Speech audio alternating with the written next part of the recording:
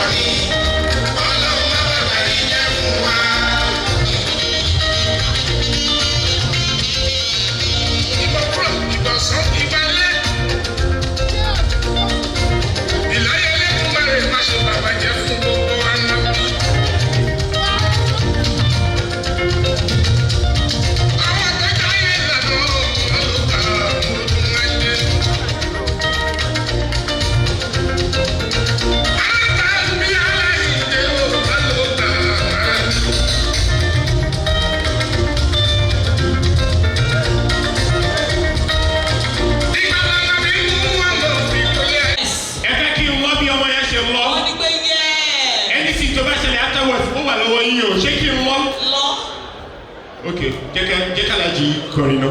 Okay. Àtẹ̀tẹ̀ máa lọ́dí lẹ̀ mú ní kí n ṣe rẹ̀. Okay. Please subscribe to Facetv Africa and turn the notification on. Facetv Africa, ẹ jọ̀ọ́ subscribe hete. Face TV was Swoby.